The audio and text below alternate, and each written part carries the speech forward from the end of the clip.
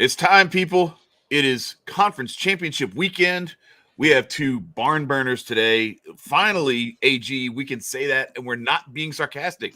We actually have two really, really good matchups that I cannot wait to watch. We got a rematch of last year's AFC Championship game, and then we've got that really big tilt between San Francisco and Philadelphia. Kicking things off for this big weekend, and we could have I don't know, who knows. Our own Aunt Bailey could be right. We could see Bengals 49ers actually in the Super Bowl. He might have just been off by a year.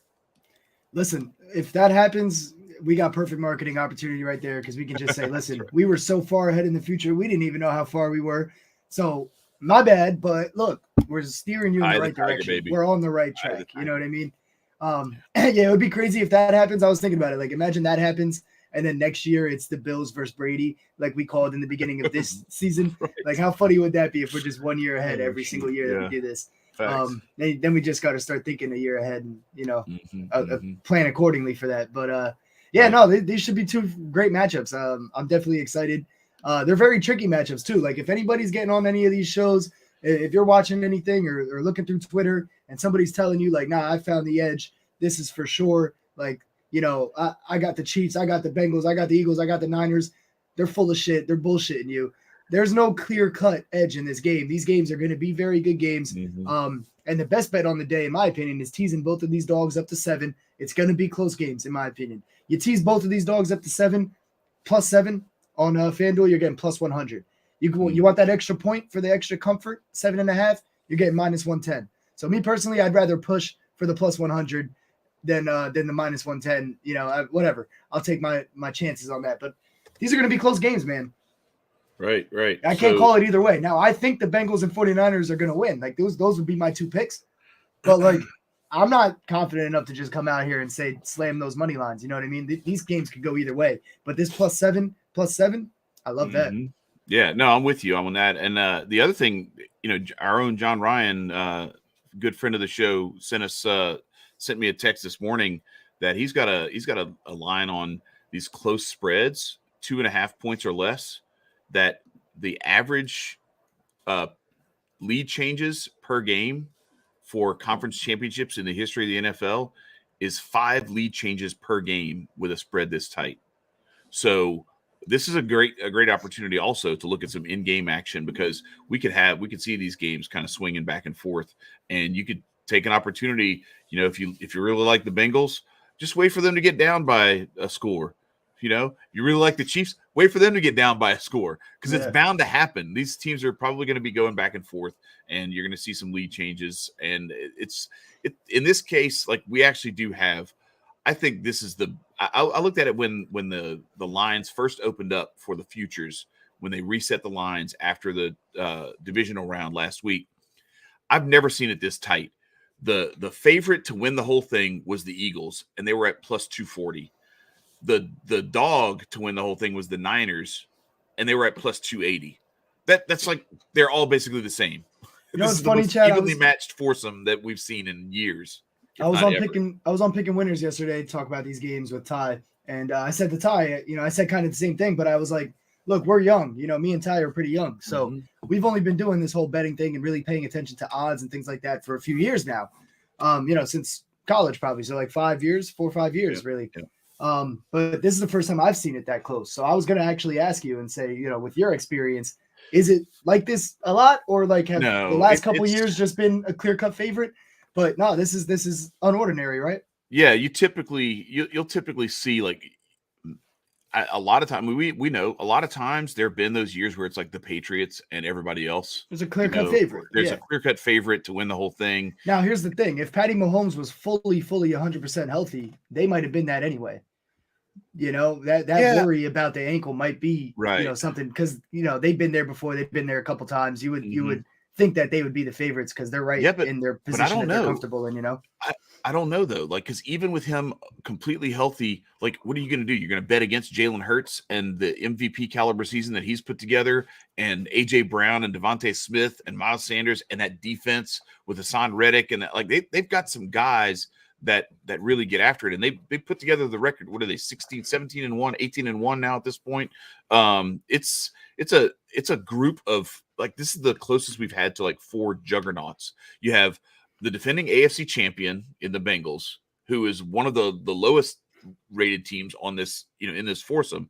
And then you've got the 49ers, who I don't think anybody really expected this from them throughout the season, especially not when, so you lost Lance, then you lost Jimmy G.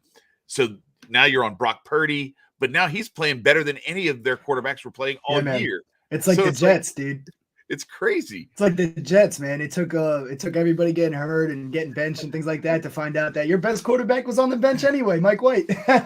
Yeah, but the thing is, like, the 49ers may be the most talented team top to bottom on the roster. Like their top 30, 35 guys, they might be better than any of these teams, pound for pound across the board.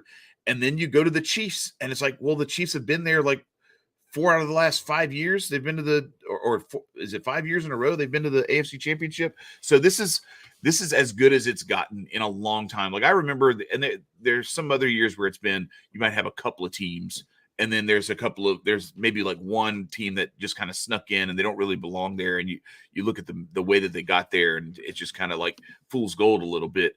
But this is, I don't think you can look at any of these teams in this foursome that's remaining and say, oh, well, that they're kind of outclassed and they don't really belong here. They just kind of, coasted in. Maybe if like the Giants were in here or something like that, you could maybe say something like that. Or we got rid of the frauds, the Vikings, Giants. Yeah. If the Jags had beaten the Chiefs last week, you could maybe the Bills apparently. You could pick them. Yeah, but even the Bills, I don't think you would have been able to pick them apart. But like if the Jags had beaten the Chiefs, you'd be able to say, all right, well, that was an impressive win, but can they keep it going? I don't think you can look at this slate of teams and say like, no, I don't. I think any of these teams is outmatched. This is going to be one of the best championship Sundays that we've had ever. If the games live up to the quality of these teams, what they could be. So let's get into it, because I kind of put something together too. So I have your teaser pulled up here. This is teasing it up 4.5 points. Both of the dogs, the Niners and the Bengals, teasing them up to +7 each. That's at even odds, even money, +100 on FanDuel. That's hard to pass up. I can't pass that up. Go ahead. I actually like both of these teams straight up. That's what I'm saying. So like, this is great. But I'm taking this because, like, at the end of the day, I'm not going to come up here and say, yeah, no, I got the right pick on these games, because there is no right pick until the game's over, because it's, these, like Chad just talked about for a couple minutes, like these teams are so evenly matched, all 4 of them. So that +7 teaser is definitely an official play for me. I'm putting 1 unit on it for the show purposes, but personally, my own account, I might put like 5. You know what I mean? I'm gonna splurge out on this one a little bit, because I'm really confident in that. For show purposes, I'm gonna do 1 unit. I don't want to risk your guys' money too heavily.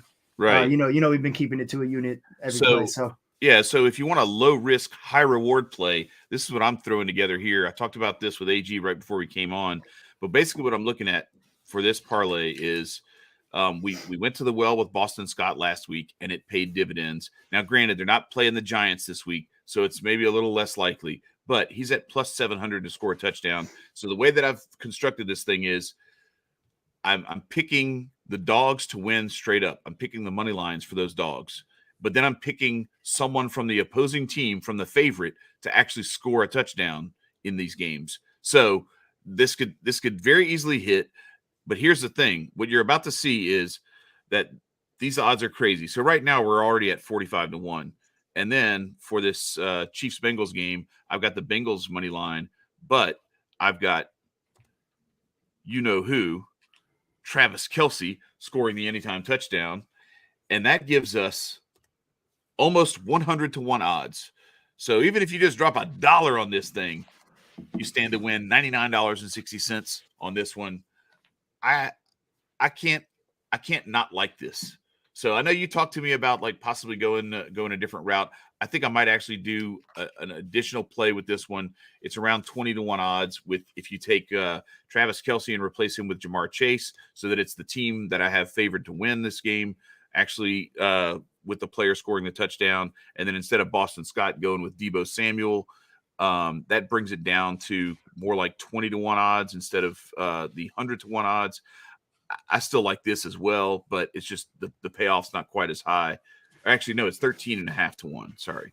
So look, if they were playing the Giants again this week, I wouldn't have even batted an eye on that Boston Scott play. Yeah, but my thing is just, who knows if he's going to get the touches, if Gainwell's going to get the touches, or it's going to be all Miles Sanders, Jalen Hurts down low when they get down close in that range. But no, it can easily hit. They take Miles Sanders. Sometimes Miles Sanders gets him down there, and then they take him out and put Boston Scott or Kenneth Gainwell. I'm just worried. I'm just worried about you getting stuffed on it being Gainwell instead or something. You know what I mean? That's the only reason I said anything. I didn't want to walk you off your ledge there, though. I got you. I like to play in general. All right, so I see Cassius Cam in the chat. He's itching for us to get to this Chiefs game. Not so fast, my friend. Yep. We got the 2 o'clock Central, 3 o'clock Eastern game first. The 49ers and the Eagles. Let's go into that one. Why do you like the 49ers as the dogs to at least cover that 7-point spread and maybe even keep it even closer than that? Yeah, well, I think I like them to win overall. But they are on the road. I know how that link gets. So it gets tough in the link. I've experienced that atmosphere and whatnot, but not for a conference playoff game. So I can only imagine, or a conference championship playoff game. But I like the 49ers. They got the experience, man. They've all been there except for their quarterback, pretty much. And they were there just last year. But not just that, but they're just the most complete team that are in the NFL that's left right now. I mean, in general, but left right now. I just think overall that defense is going to be able to slow down a lot of what the Eagles have been able to do. I don't think they're going to be able to completely stop them and shut them down. That secondary has struggled. They've struggled on third down. They've struggled in the red zone. So I think the Eagles are definitely going to put up a fight. I'm not super confident in the 49ers winning outright, but I am super confident in them covering 7. I think it's going to be a back and forth close game. We got the 2 best defenses in the league matching up against each other. So I think people should be pretty cautious about some of their props and things like that and some scoring. It might be scarce with the scoring. And if it's a scarce scoring game, that's the 49ers bread and butter. That's the type of game that they want to play. I think they're going to try to keep the ball out of Brock Purdy's hands a lot. They got his props set at I think 20 completions and 27, 8, something like that attempts, if I remember correctly. But, let me look. And I think those are kind of accurate numbers. I don't think they're going to pass that much if they don't have to. They're going to try to run the game. There's going to be a lot of a lot of time coming off the clock if both teams are running the ball. So, 19 and a half completions and 31 and a half attempts are his. So the books kind of see it too, where, you might want to keep the ball out of his hands. He hasn't had that rookie mistake yet. And that's what worries me about them winning outright. So that's why I didn't go that route. But even with a couple rookie mistakes, like a couple bad plays, even if he throws 2 picks, this defense is good enough. And the offense is good enough, and they have enough weapons and enough talent to keep that game within 7, regardless. So, all right. So, what are you looking at player props wise? Have you found anything that jumps out at you? Well, speaking of my guy Kenneth Gainwell that I was just talking about, they got his prop for rushing attempts set at 3.5 rush attempts. I'm gonna rip that. It's at -102 right there on FanDuel. That's the best value you're getting. I think he's actually only listed on FanDuel.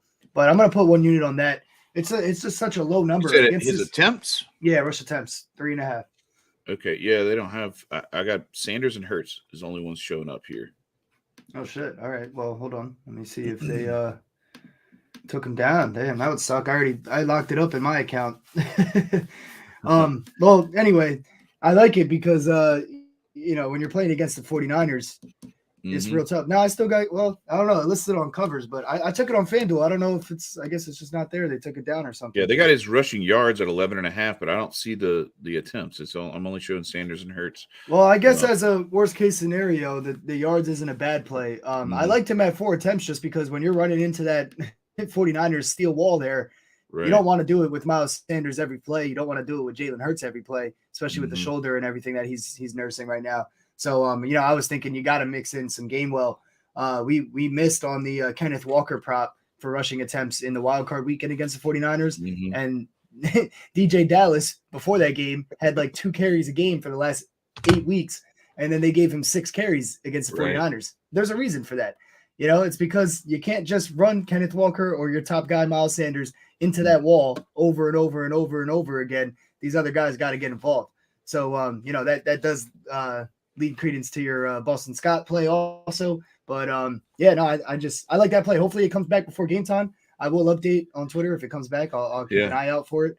But as a different option, I think the yards isn't a bad play. I saw him getting 5 or 6 carries anyway, so I was taking a 3.5, thinking pretty comfortably. And if he gets 6, 7 carries, he can easily hit that 12 mark. So, right. I mean, that wouldn't be a bad play other than that. But I'm gonna wait. No, I like the attempts. Yeah, I like the attempts better because then you're not. Then if he, because he's gonna get stuff too. He's gonna get stuff. So you don't want to be relying on him getting those yards because he might have 6 carries for 9 yards, and then you're screwed if you go 11.5. So yeah, I'm with you there. All right, what you got? What else you got? Well, in the Eagles the 49ers secondary, that's been the weak point as of late. They've been playing well, but for how good the defense is, that's their weak point. And the Eagles, they've been able to pass on anybody. My problem is I just didn't want to. I don't know who to pick in the Eagles offense ever because they can go anywhere. It can go one day. AJ Brown's gonna have 3 catches for 22 yards like he did last week, and Devontae Smith's gonna go off. Then the next week, I'm like, oh, yeah, let's go Devontae Smith then since he's going off. And then he's going to have 1 catch for 7 yards, and A.J. Brown's going to have 10 catches, 150 yards, and 2 touchdowns. So I don't know who to pick. Dallas Goedert's in the mix. You got Miles Sanders. Are they going to run heavy with Jalen Hurts? I don't know. If they need to, they will. It's do or die. You know what I mean? But if they don't need to, they're not going to. So it's tough to pick on the Eagles side. So I kind of stayed away from the rest of the Eagles offense in the passing game. I'll probably tone them down. I'm going to do some same-game parlays for both games. Which I'll post on Twitter after we get off here. So I'm gonna put some of them, with toned down lines in there, but I just don't. You never know who to trust with them. It's like the Chiefs offense, Right. What about the on the Niners side? Do you see anything there? And do you have a bead on a good first touchdown scorer?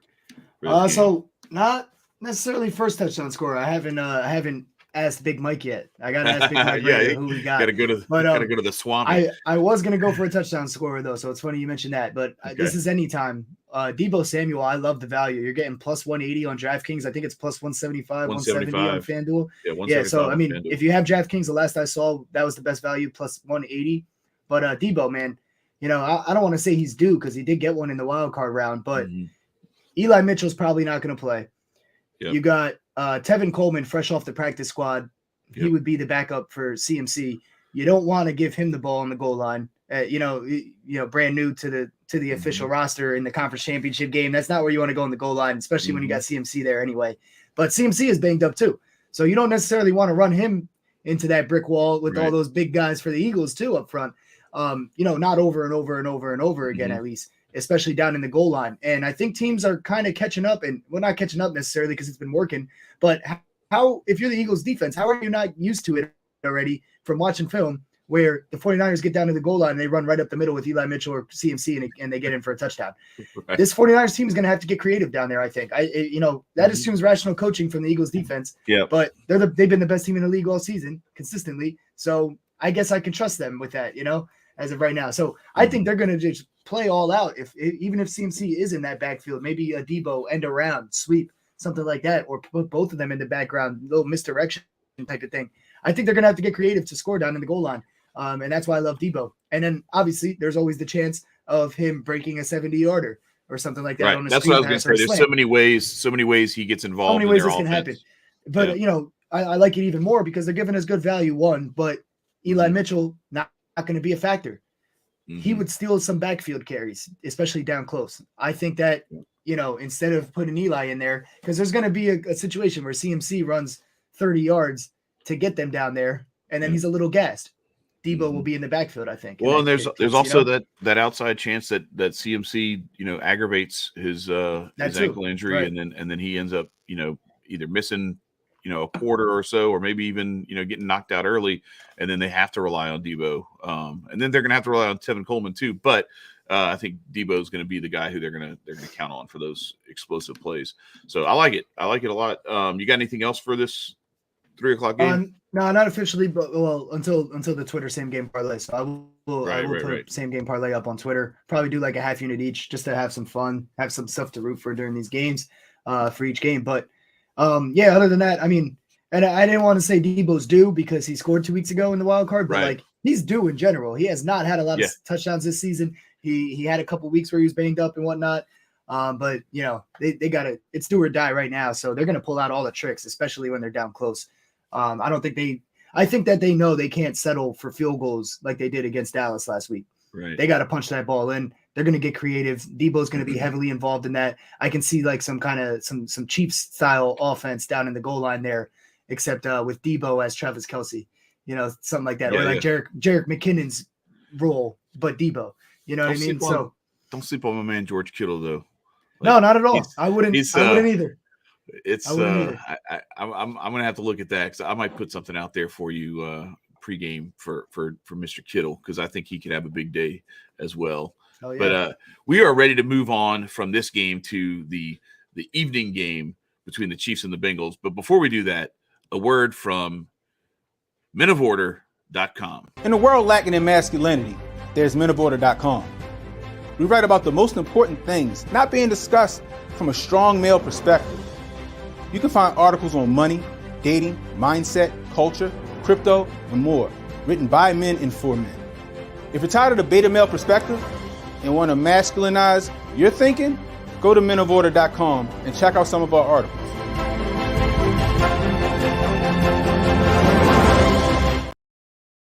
Yes, indeed. There you go. menoforder.com. That's where we all came from, right? AG, we started I Got Next as a part of Men of Order. This is the Men of Order Sports channel. You already know. So it is time for us to move on while we are trying to help you get your bread up as part of our job as Men of Order. It's time to move on to this Kansas City. Shout out to Ken and Hotep. Cincinnati. Yeah, shout out to Ken and Hotep. Before we get into it, Cassius Cam's been waiting. He's been waiting on this. So he wants to sing his little Chiefs Kingdom song or whatever he's doing here. Go Bengals. No, I'm just kidding, Cam.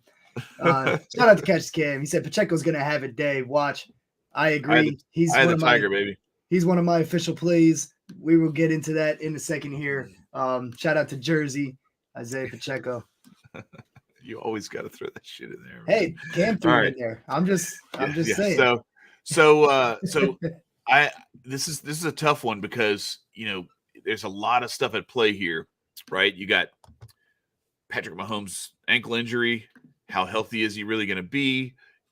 If he aggravates it in any way, but then like you have the X factor of Mahomes. Like I don't know. Sometimes he plays better when there's less expected of him. Yeah. But then on the other side, Joe Burrow is a madman. Joe Burrow is an absolute dog. And I don't know, there's a reason why he's just handed the Bills their ass, handed the Chiefs their ass. And he's 3-0.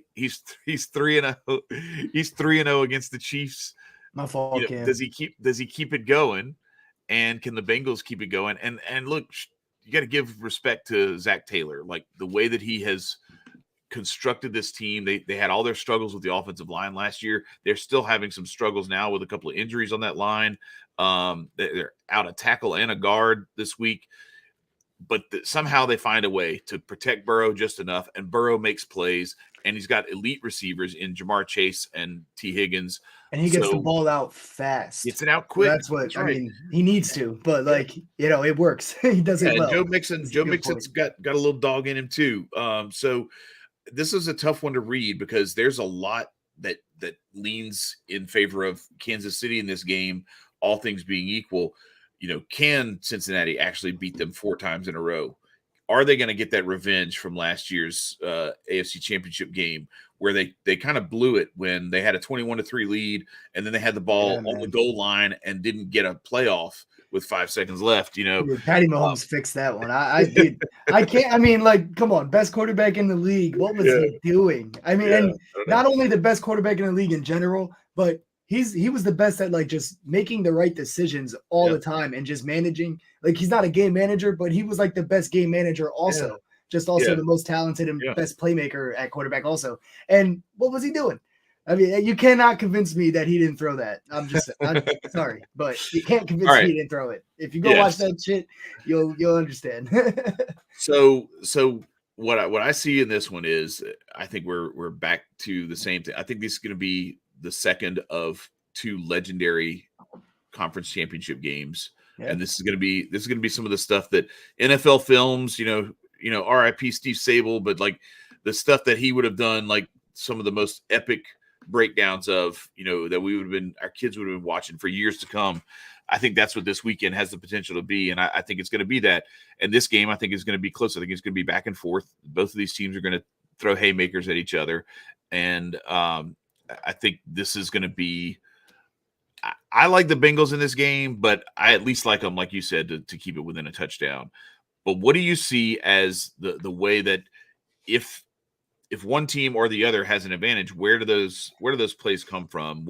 I think the Bengals are going to try to take away Travis Kelce, force Mahomes on that gimpy ankle to do something with, whether it's Juju Smith-Schuster or Valdez Scantling or whoever he can, Kadarius Toney, wherever he's got to go with the ball to try to make plays when they're doubling Travis Kelce. On the other side, you got, Burrow just trying to make things happen. And Jamar Chase had a day against the Chiefs last year. So is he going to be able to replicate that? What do you think? Well, I mean, I saw for the Bengals side to start, I saw a lot of missed opportunities from the Jaguars last week. Some drops downfield where they were open. Christian Kirk had a couple of them. I think there was one other from maybe Marvin Jones or Zay Jones. I forget exactly, but there was a few times where they were just beating that Chiefs secondary. You know what I mean? They just couldn't stick with them. And then you look at that now. That's a pretty talented wide receiver room and tight end group and all that with the Jaguars, but it ain't nothing compared to the Bengals what they're doing, right?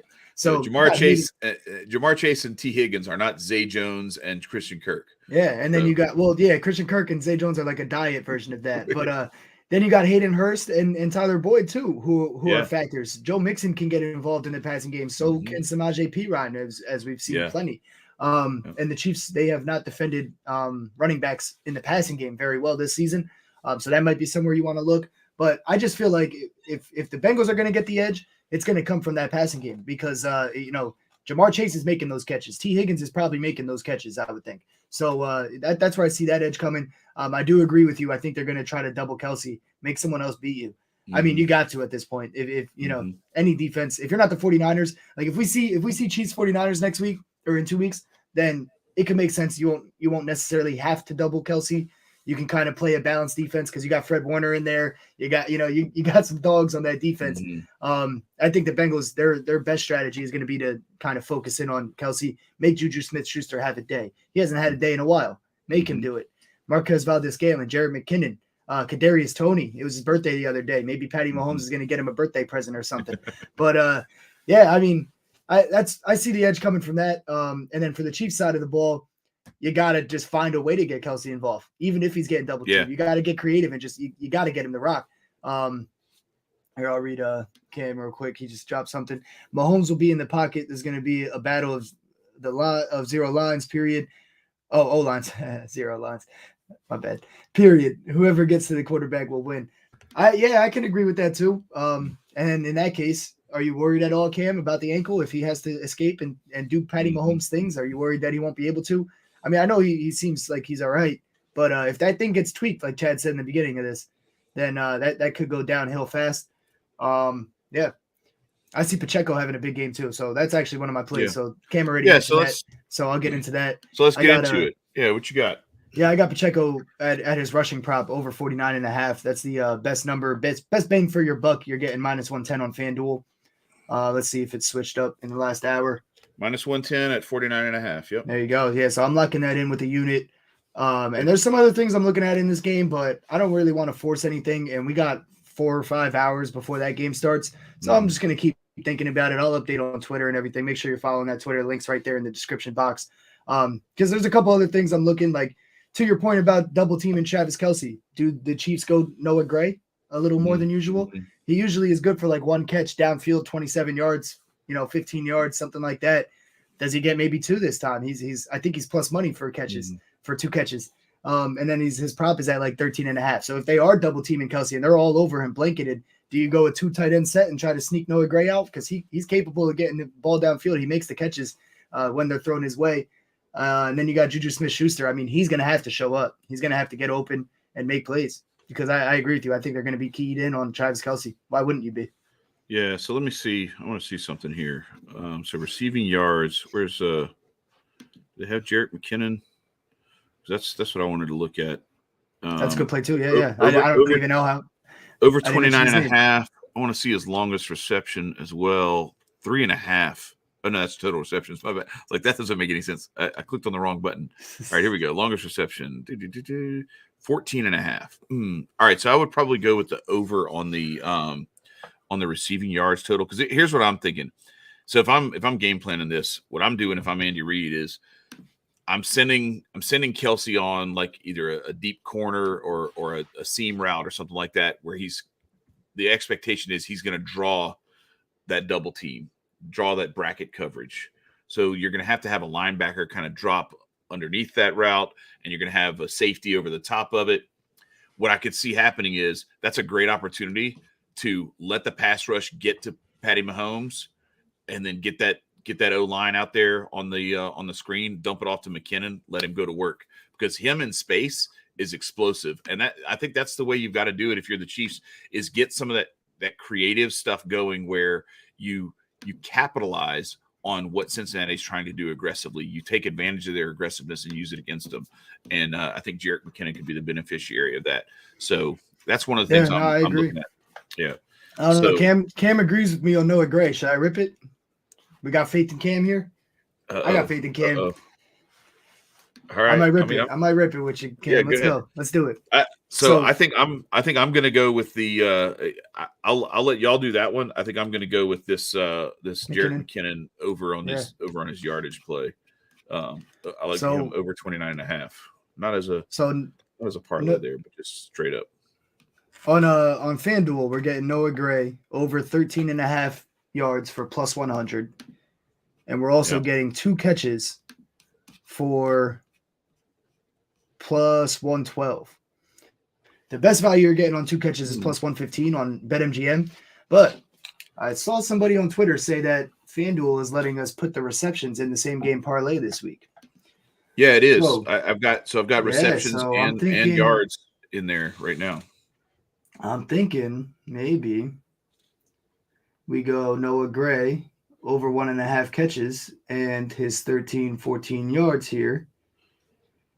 Both plus money already, and we're getting plus 168 on that combined it. And he's not going to need 2 catches to get to that 15. As you know, he can get a 30-yarder. We've seen it before. We saw it last week. He got a 27-yard catch. But if we're right about them, just keying in on Travis Kelce, double teaming him every play, you got to think maybe get him out of the game or get him, maybe on the outside in the slot or something, lined up as a receiver, and you got Noah Gray at tight end. You got to get creative and get Kelce open. But in that process, you're drawing attention away from Noah Gray slipping the cracks. You know what I mean? So I might rip that. One-on-one with a linebacker. Yeah, him one-on-one with a linebacker going over the top or underneath. I'll take 14 yards, and he's going to need those 2 catches. So, Cam, let me know. Update me. Let me know. What do you think? Should we parlay this, or should we just take the yards? Should we be safe? Yeah. What do you think? I got to say, while we're waiting for Cam's response on that, shout out to FanDuel for finally getting with the program and letting us use these receptions in our same game parlays. I want to see if they got rushing attempts in here too. Do we have, or have they woken up to the masses and put it? No, they have not. So rush attempts is still not going to be available in the same game parlay. I also do want to mention now. Also, for our viewers, FanDuel started doing these live markets where you can live bet a drive on or who's going to catch who's going to get a catch on any particular drive. And most of them are plus money, unless it's like Jamar Chase for the Bengals. Every drive is going to be minus. Kelsey's going to be minus 110, but everyone else is plus money, and they dish the ball around a little bit at least. Now you're going to have somewhere you miss, and it's going to be 3 and out, and you're fucked.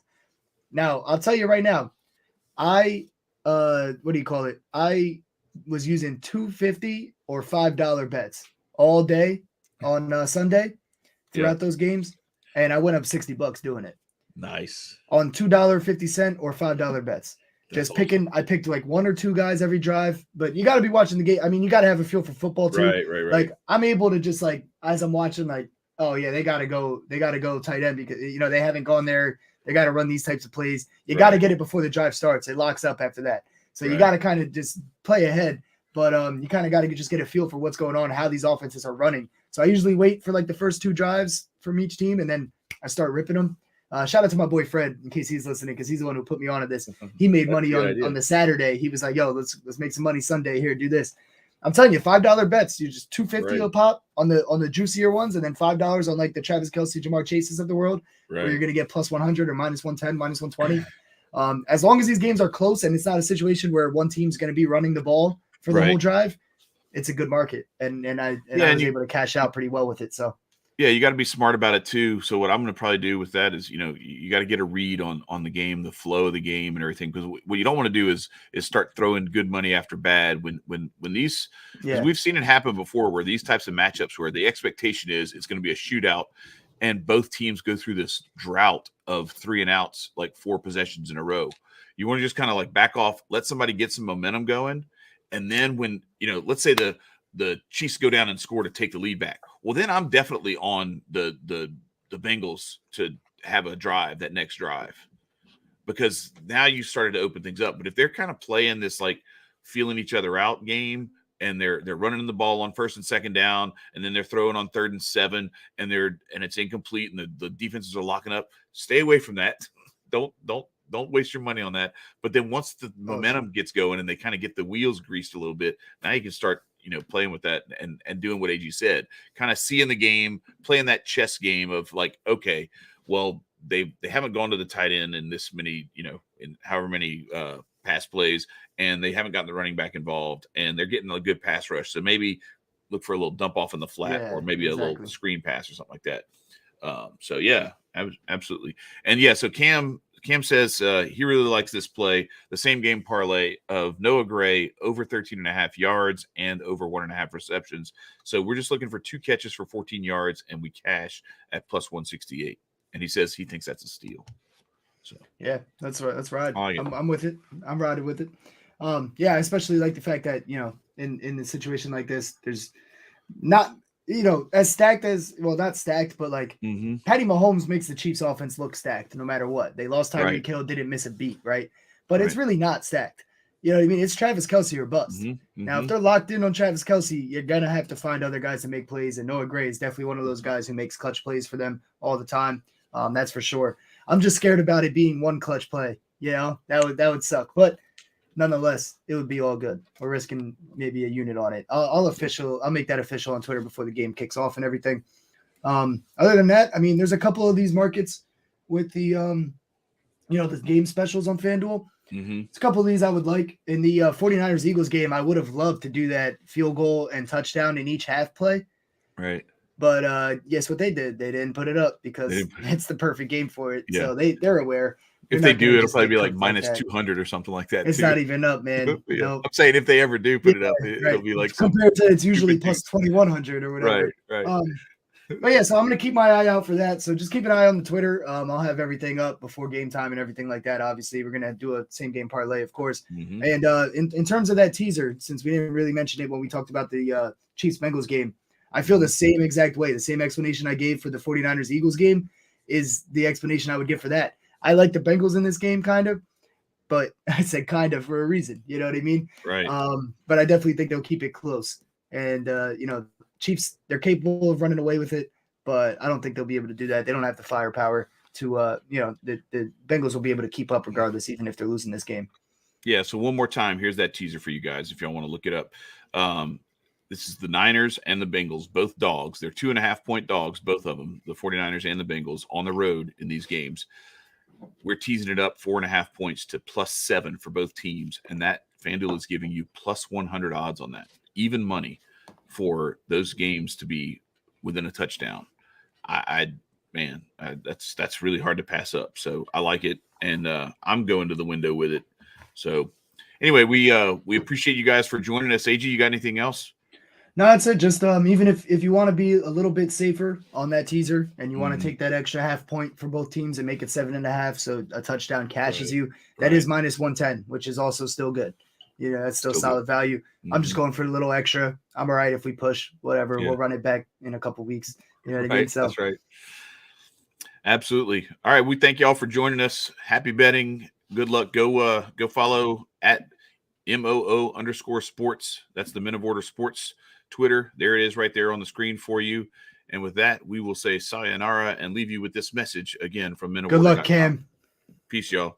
In a world lacking in masculinity, there's menoforder.com. We write about the most important things not being discussed from a strong male perspective.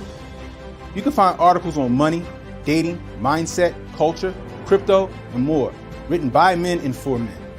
If you're tired of the beta male perspective and want to masculinize your thinking, go to menoforder.com and check out some of our articles.